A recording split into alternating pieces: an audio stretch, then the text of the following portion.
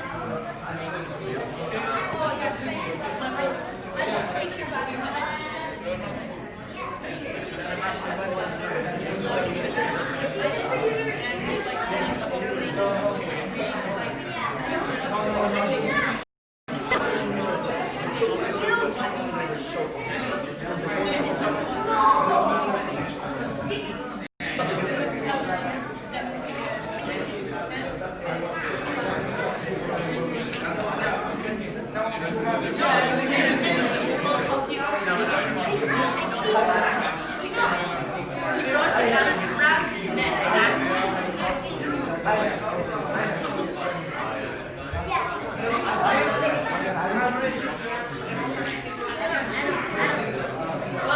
grabbed the back of his neck for his feet and stuff, and like pushed him out the back.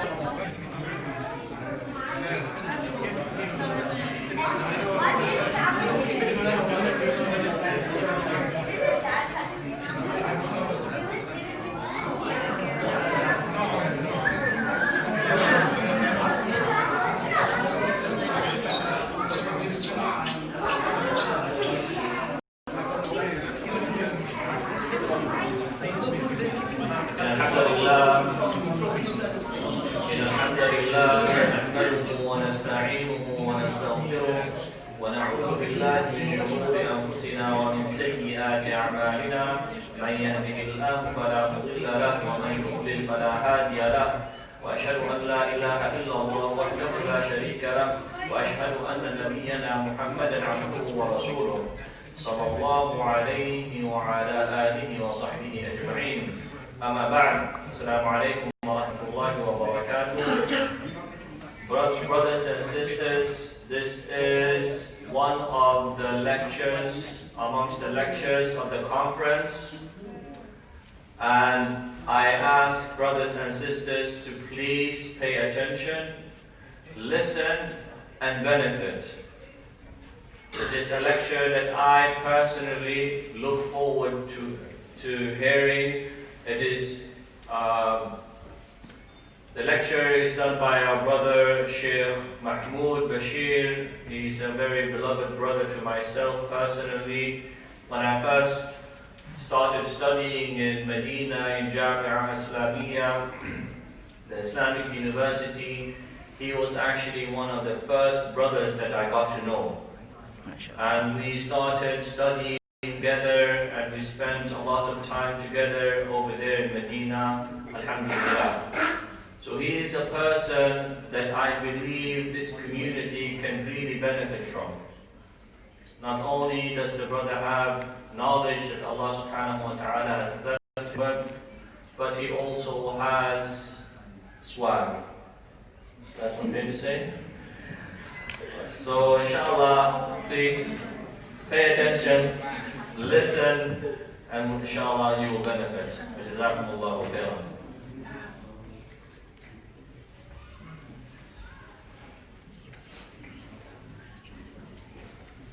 بسم الله والصلاة والسلام على رسول الله وعلى آله وصحبه ومن استنى بسنته واهتدى بهديه إلى يوم الدين. أما بعد، السلام عليكم ورحمة الله وبركاته. Before we start, we'd just like to firstly thank Allah Azza wa Jal for bringing us together in this gathering that we may benefit from one another. And we ask Allah just how He has brought us together here tonight to also bring us together in Jannah. And we'd like to thank the community here, myself and Sheikh Muhammad, because we are honored that you have invited us here, that we may benefit from you guys and seeing this beautiful community here. In such a small island, that we have this many Muslims here able to come together and have a community like this brings more joy to us than we could bring to you. And so we'd like to thank you just for the fact that you have invited us here. Inshallah, our talk today will be on that, the ultimate reminder. يقول الله عز وجل يا أيها الذين آمنوا اتقوا الله حق تقاته ولا تموتن إلا وأنتم مسلمون. And throughout this talk, I want you guys to focus on this last part of the ayah. Allah Azza wa Jal, He says, O you who believe, fear Allah, have taqwa of Allah Azza wa Jal in a manner befitting that you have taqwa of Allah Azza wa Jal, in a way that Allah deserves that you have taqwa of Him. And do not die except as Muslims. So this part, do not die except as Muslims, is the part of the lecture that I'm going to want you guys to just keep in the back of your mind. Because Allah Azza wa Jal is telling us to not die except as Muslims. But do any of us here know when we're going to die? Do you know where you're going to die? What time? How? Am I going to die on a plane? Is it going to be a heart attack? Is it going to be a car crash? Am I going to die peacefully in my sleep? If I do not know when or where or how I'm going to die, how am I able to dictate the state that I will die in? And Allah Azza wa Jalla, He doesn't say stuff just for the sake of saying it. And He's telling us, وَلَا تَمُوتُنَّ إِلَّا وَأَنْتُمْ مُسْلِمُونَ. So the scholars, they say, the way you live is the way you'll die. So in reality, it's not that Allah is telling us about death, but He's telling us how He wants us to live our life. That you live as a Muslim so that you may die in this state. And being in Canada, you know the statement of Benjamin Franklin.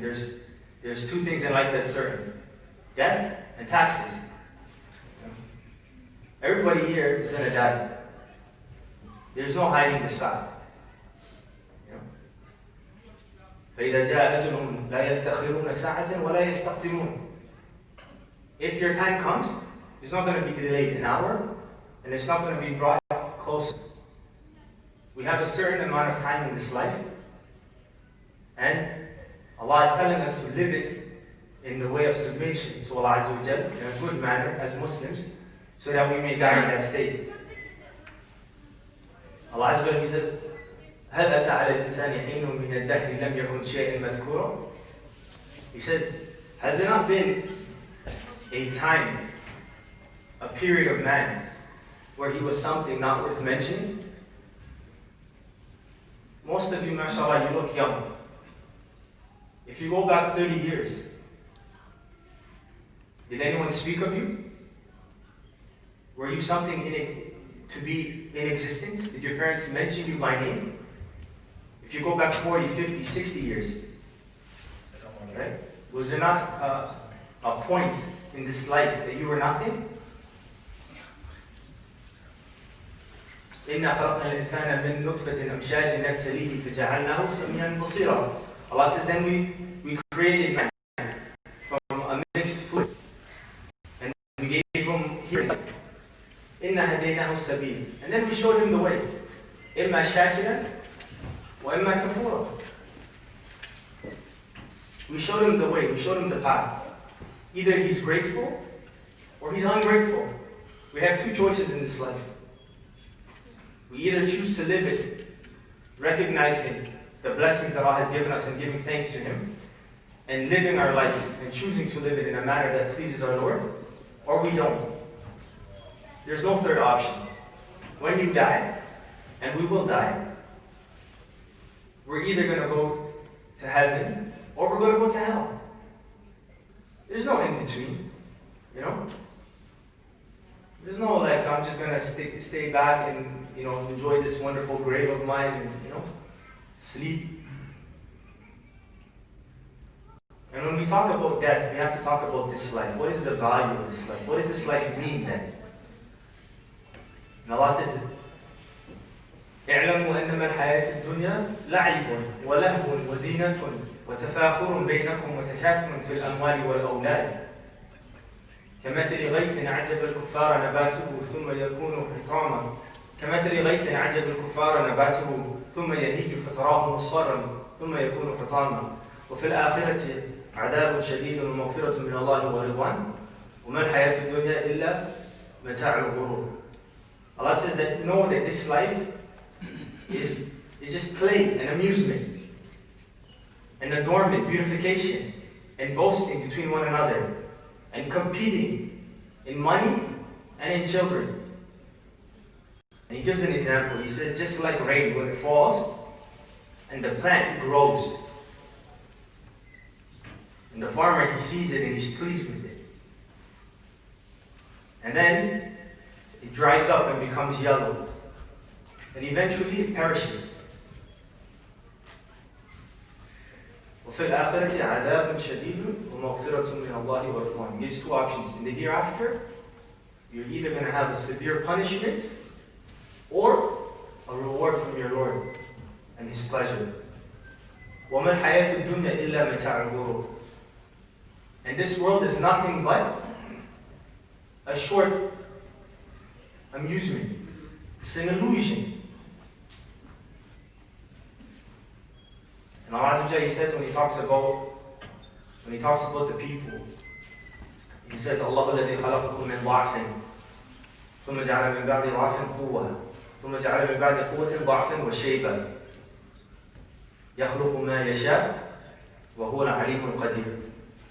Allah He says when he talks about the people that He created you in a state of weakness. And then from that He gave you strength. And after the strength, you're going to go back to being weak and old and white hair. It's like I was telling the brothers the other day. I said, I play sports, I play basketball. And I hadn't played for a couple of months. So I went back and I played last week. And I felt good, I felt young. You know, one of the brothers, he came up to me after it. He was like, MashaAllah, Mahmoud, you're quick out there. And I couldn't hide the smile, you know, it felt good, you know. Someone was like, yeah, I noticed, you know. I felt 10 years younger. I went home, I told my wife, I said, you know, I felt 10 years younger, you know. Alhamdulillah. My problem is I played on Wednesday. The next day was Thursday. I get up 4:30 in the morning to go to work. So I got up and I felt 10 years older. I felt the aches and pains. I couldn't get up off of bed. And this is life. When you're young, you can play forever and not feel anything. But as you get older, the things that you used to do, that used to come easy to you, starts to become difficult. These are signs that Allah is giving you for the one that thinks, the one that ponders. You know? Allah Azza wa Jalla, He says, أَوَلَمْ يَنْظُرُوا فِي مَلَكُوتِ السَّمَاوَاتِ وَالْأَرْضِ وَمَا خَلَقَ اللَّهُ مِنْ شَيْءٍ وَأَنْ عَسَىٰ أَنْ يَكُونُوا قَدْ اقْتَرَبَ أَجَلُهُمْ. When Allah Azza wa Jalla is talking to you, He said, do not ponder over the heaven and the earth and look around at the things that Allah created and perhaps think that your time might be coming close. Do you not see things around you and think that maybe your end is coming? You know, yesterday we played for 4 hours and didn't feel anything. Today I played for 30 minutes and, you know, I go home and I'm begging for a massage. I can barely get up. Yesterday you were young and handsome. Today you look at the mirror and you're like, man, I used to have that beautiful, luscious hair back in the day. You know, now I have bald patches.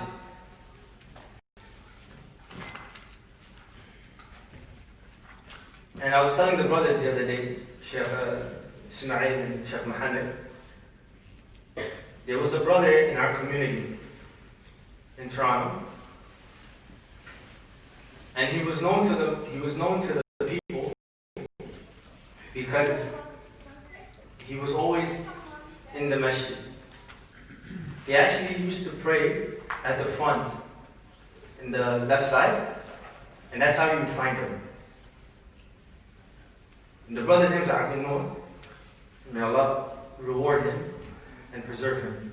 And he used to organize soccer for the brothers. So we used to come to the masjid Saturday after Asr, and we would all pray, and then we'd go to a field right beside the masjid. And this was what the brother was known for. He was known for being a member in the community and organizing sports for the youth. His younger brother chose to live his life a different way. And one day, his younger brother, he was drinking with his best friend. So they got drunk, and they had an argument over a cigarette. They had an argument. And the best friend, I guess, you know, he watched a lot of gangster movies, and, you know, he thought to himself, I'm going to teach this guy a lesson. So he went upstairs and he got a knife. He came down and he came behind his friend and he hit him twice in the back. And then he walked away. He was drunk, he didn't know what he did. He went home. The ambulance was called. His brother was taken to the hospital. Imam Nur called me and some brothers, we went to the hospital. SubhanAllah, you ponder about the creation of Allah Azza wa Jal. You look at yourself. One of the benefits of the heart is that it pumps blood throughout your body. But what it does is, if you get a wound, the heart will pump blood to that area, and it will cause a blood clot. And it will clog up the area where a doctor can stitch you up, close the wound. But the brother, may Allah have mercy on him, his heart wouldn't pump. His heart wouldn't beat that much. It was too low. So every blood they put in him came out. And that night the brother died. And we went and we washed his body and we buried him. He died in a drunken state with a fight with his best friend over a cigarette. And his brother was known to the community as somebody that goes to the masjid. If you think about it, these aren't two different people. Like, they grew up in the same household. They had the same parents. It's not like they were treated any different. What caused one to choose one path and the other the other?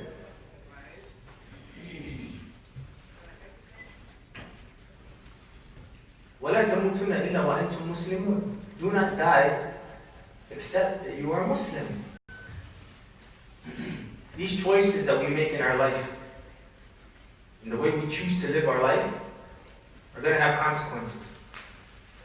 And the scary thing about it, my dear brothers and sisters, is we don't know when those consequences will be. None of us knows when we're going to die.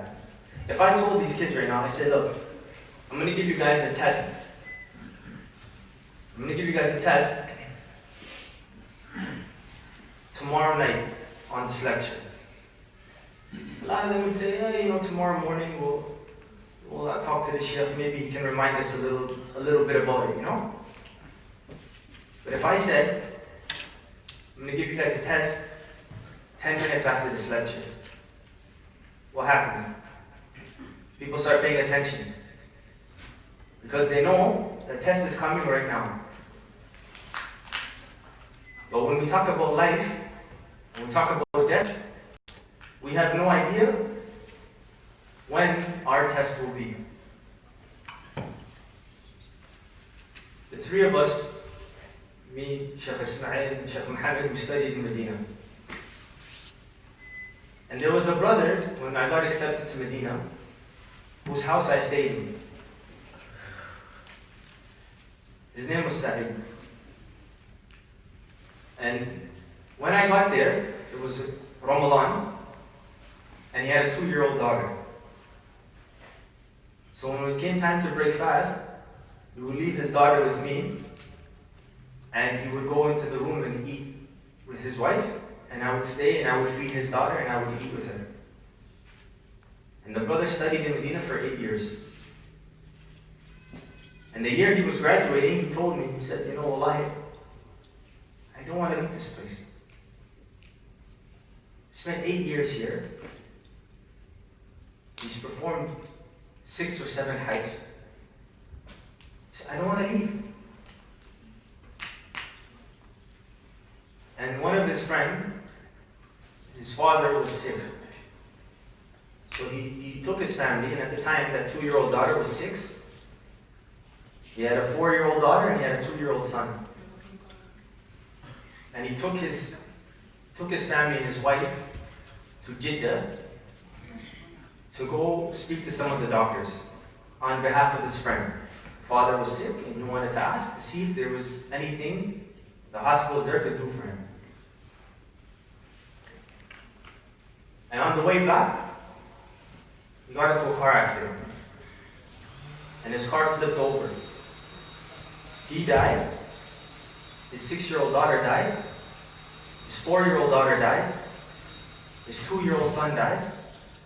And his wife lived. May Allah have mercy on them. This man chose to live the last 8 years of his life learning about his Lord and worshiping his Lord and getting closer to his Lord. And he died and was buried in a city that he never wanted to leave. And whoever dies in Medina, the Prophet ﷺ will be shafa'ah for him yawm al-qiyamah. And on top of that, his 3 kids will be an intercessor for him on the Day of Judgment. Bi-idhnillah. So the way we choose to live our life, my dear brothers and sisters, is going to be the way we die and the way we leave this world. And the whole point of this talk is, you know, when we grow up in Canada, and we, especially for the youth here, how often do you guys hear about death? How often do people talk about it? They always say, you only live once. You know? Enjoy life. You only live once. Have fun. This isn't the mindset of a Muslim. We don't only live once. This life is a test for us. And the real life starts when we die.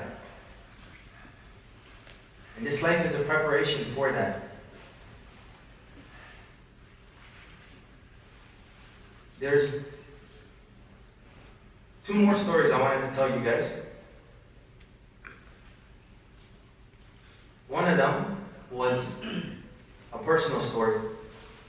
I had an uncle of mine, may Allah have mercy on him, one of my mom's brothers. He passed away. A few weeks ago. And he didn't have any real medical issues. Just one day he woke up in the middle of the night and he turned to his friend and he said, I have some chest pain.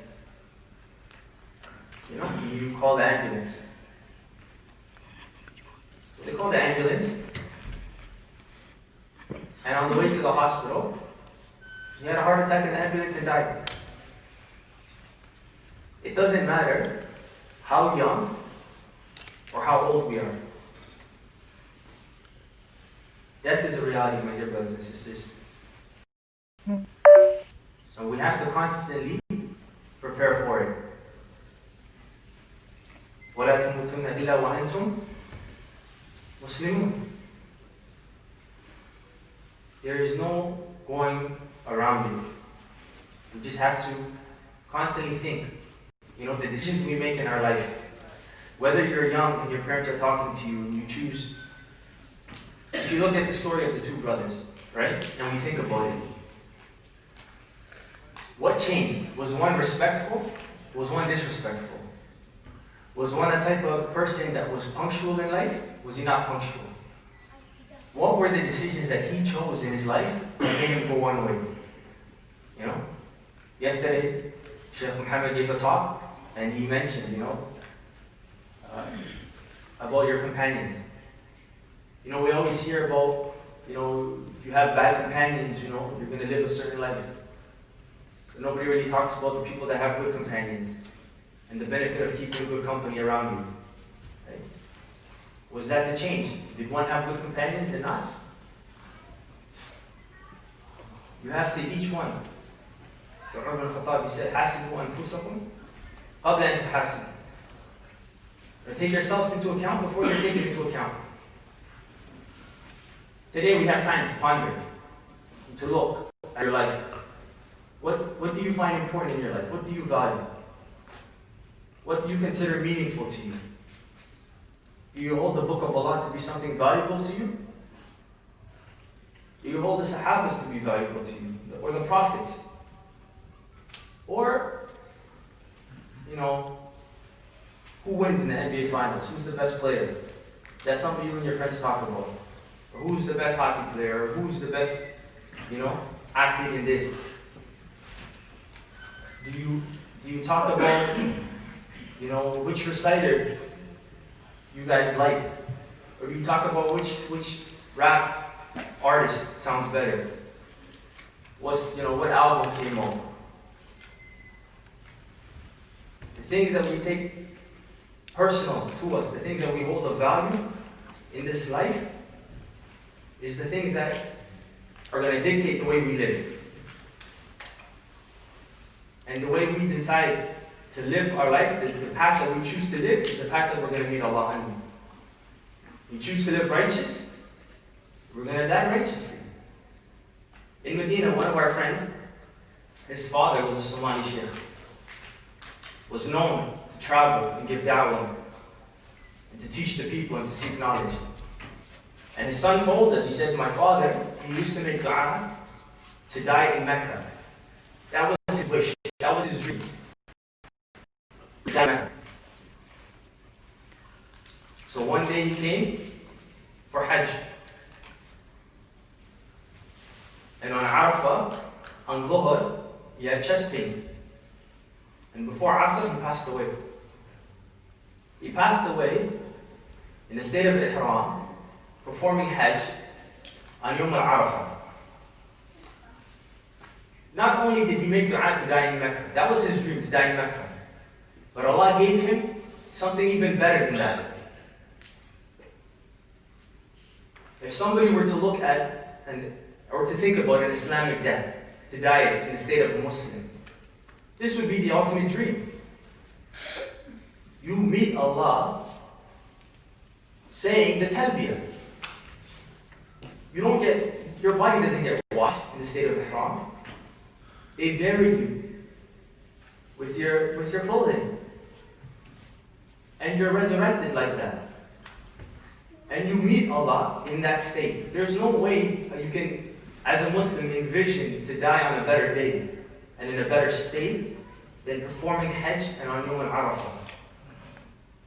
And this was the man, he asked for something and Allah gave him something better, because the way he lived was the way he died. But as a last note, the opposite is true. And Allah says, وَمَنْ أَعْرَضَ عَنْ ذِكْرِي فَإِنَّ لَهُ مَعِيشَةً ضَنْكًا. Those that turn away from our remembrance will live a difficult life in this world. وَنَحْشُرُهُ يَوْمَ الْقِيَامَةِ أَعْمَى. And we will resurrect him on the day of judgment blind. قَالَ رَبِّ لِمَ حَشَرْتَنِي أَعْمَى وَقَدْ كُنْتُ بَصِيرًا. He turns to Allah and he says, oh Allah, why did you resurrect me blind when I used to see? I used to have sight in this world. And Allah says, قَالَ كَذَلِكَ أَتَتْكَ آيَاتُنَا فَنَسِيتَهَا وَكَذَلِكَ الْيَوْمَ تُنْسَى. Allah says, just like that, my verses, my ayat, my signs, they came to you. فَنَسِيتَهَا. You neglected it, you turned away from it. It's irrelevant. Don't talk to me about that. I don't want to hear that right now. And Allah says on the most important day of a Muslim, on the day of judgment, where you're going to be taken into account and decided whether you're going to go to heaven or hell. وَكَذَلِكَ الْيَوْمَ تُنْسَى. On this day, you're going to be made forgotten. Can you imagine that your Lord tells you on that day that you're going to be made forgotten? So we must look at our individual self. And just lastly, as one last story.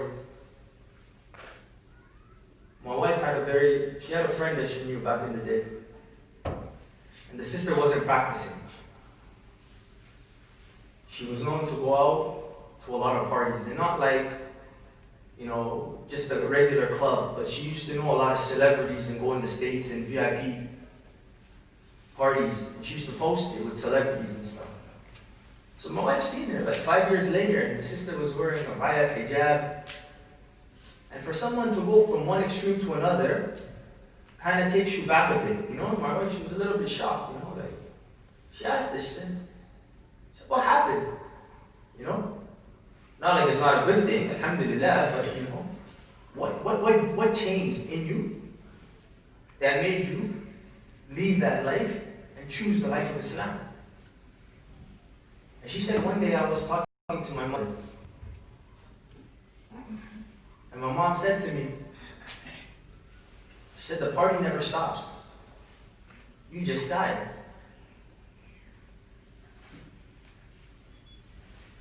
She said, I just sat there thinking about it. You know? If you look, who was the biggest musician, for example? You know, that passed? Michael Jackson. You know? The king of pop. What happened when he died? They stopped making music. Huh? Did the whole music industry collapse because he died? No. Huh? There's parties every day. So she said, you know, the party's not going to stop. You're just going to die. And we talked about what happens when you die. إِنَّا هَدَيْنَاهُ السَّبِيلَ إِمَّا شَاكِرًا وَإِمَّا كَفُورًا. Allah has shown us the path. It's upon us to choose which one of the two ways we want to go. So we ask Allah to make us from those that take the time to reflect on our life while we have it, and to ask for forgiveness for the sins that we've committed, and to allow us to be those that choose the path of righteousness and the path to get closer to Allah in this life, so we may meet Him in the best state. وصلى الله وسلم على نبينا محمد وعلى آله وصحبه أجمعين. السلام عليكم ورحمة الله.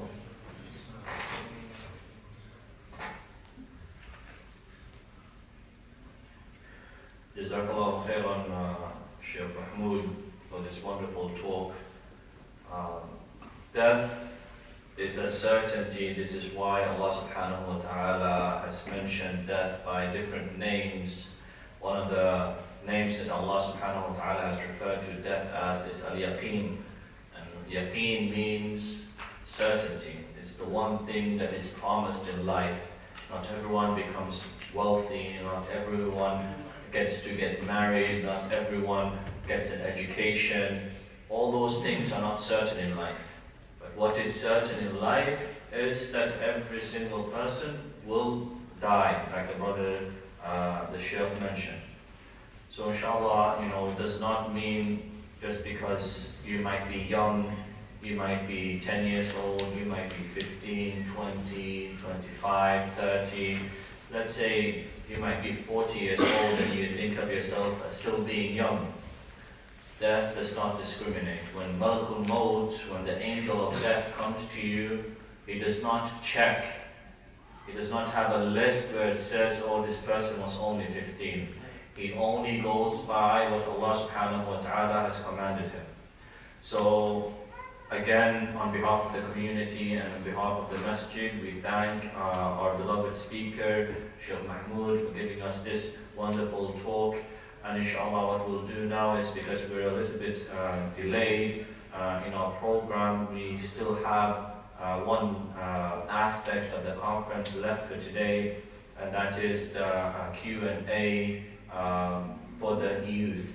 The question and answer session is going to be only for youth only. No parents, no grown-ups are allowed except for the ones that are supposed to be there.